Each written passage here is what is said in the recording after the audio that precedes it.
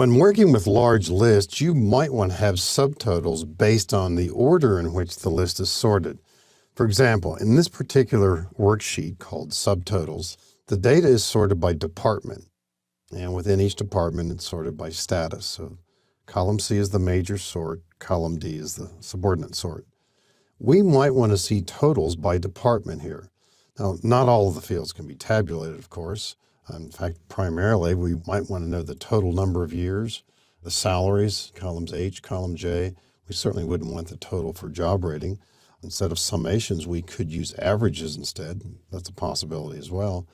But let's consider the idea that we might want to insert subtotals here. Now imagine how much time this would take if we're doing it manually. We'd have to identify when there's a change in the department and then insert a row and then tabulate the information from above. We can do this all automatically with the subtotal feature, but you've got to have your data sorted properly for this to work coherently. If it's not, you're going to have breakpoints all over the place. So in this example, this list of some 700 names here, the data has been sorted ahead of time. There are no empty rows here. We want to use the subtotal capability. Make sure the active cell is within the data. And then on the Data tab in the ribbon, the button Subtotal, way off to the right in the outline group. In the Subtotal dialog box, we want to indicate which change will trigger the insertion of these subtotal rows. And it's going to be a change in department right there.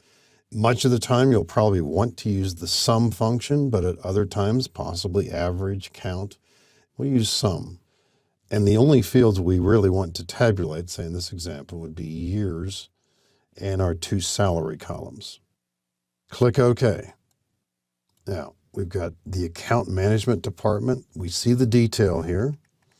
And when we come to the end of the department, we see a total here, account management. We may have to adjust these column widths, so dragging across these columns right here, we'll just double click one of those boundaries to adjust the column widths. So we see the total number of years represented by people in the account management group, also the total of the older salaries and the newer salaries. And we see this for each department, as well as the detail that we began with. But off to the left, you see those three numbers. These are called outlining symbols. If we click the number 2, watch this list collapse. We are now seeing only the subtotals and the grand total. There it is right there. And that's certainly handy. Clicking 1 is not that worthwhile. It simply shows us the grand total. So I think what we're likely to be using the list for is to display this information, perhaps in a meeting, possibly print this, or clicking 3 to see the detail and the subtotals. Now, depending upon your proficiency in Excel, you might feel that it's better to use this list this way much of the time, and you can. If you are inserting new records, you would want to insert them within each appropriate group. Now, it will pose problems here and there if you sort the data a lot, if you use pivot tables, these are in the way.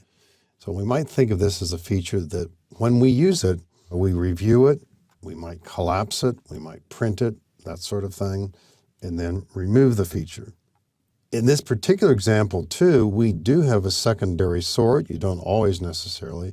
We can also have subtotals within subtotals.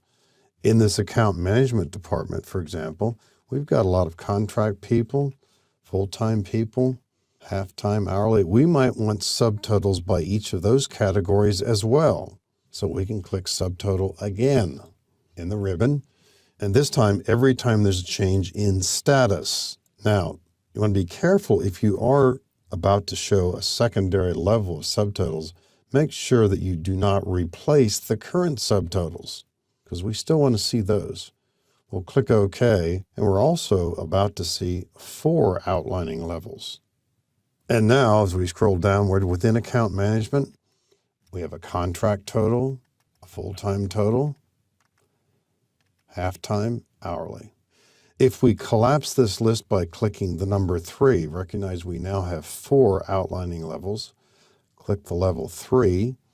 We then see we've got our complete set of subtotals, the 2 levels, as well as the grand total at the bottom. If we click the number 2, we'll only see the major set of subtotals, and 1, as before, just the grand total.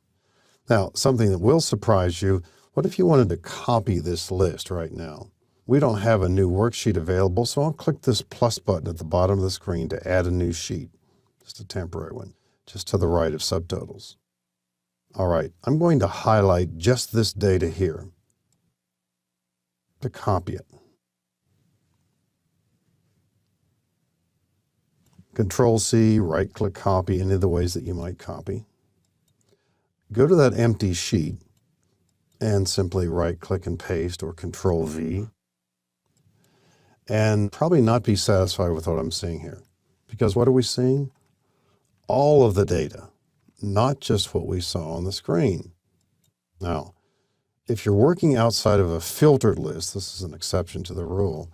If you've got a list that has hidden rows and hidden columns, if you select that data and then copy paste it, as I just did, all of the hidden data gets picked up as well. And so if you prefer not to have that data along with this, you'll have to choose just the visible cells. And this is one of Excel's little secrets, somewhat buried in the menu system.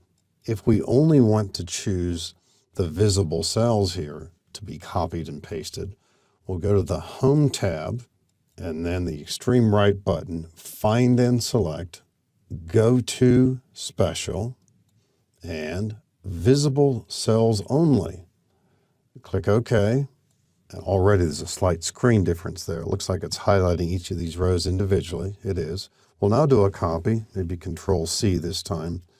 Now I think you have a better sense of what we're about to do. We're only going to be copying the visible rows. So now I'm going over to Sheet 1, and I'll paste this just next to the other data that we had pasted. Control-V this time, or right-click paste, either way. And this time our list, which we'll adjust the columns later, is that list that we just saw on the screen. None of the hidden row data got copied. So there will be times when you need to copy this list. Come back here, we'll press Escape, and we're back to our normal view. So when you work with this feature, again, many times you're likely to want to see the totals, possibly copy these, possibly print them. You might continue to leave it in this view for a while. If you want to work with this and not worry about expanding and collapsing it very often, you can hide those outlining symbols with Control-8 or bring them back with Control-8. And if you were making a presentation here, suppose your presentation is beginning with just this view. I just click the number 2 there. If you're making a presentation and someone says, could you show me some of the detail, for example, in the ADC group right here? There's a plus off to the left here. If we click this, we'll see information about that group there. In other words, the detailed information about that group. Not the best display in the world by any means, but at least it displays the information about that group. Then later you could collapse this to take it back to the normal view. After using this feature for a few times, I think you will see it works pretty smoothly and easily, and it's not really a lot of work. It might seem like that right now, but it becomes pretty straightforward to do this repeatedly or whenever you need it without a lot of work. And so what I'm suggesting here is if you no longer want the display, go back to the Data tab, choose Subtotal, and then remove all. Sounds drastic, but all it's doing is removing the subtotals. Our original data is intact, and we'll see it just like this again. So it's a great feature for giving us good summary information from a database like List.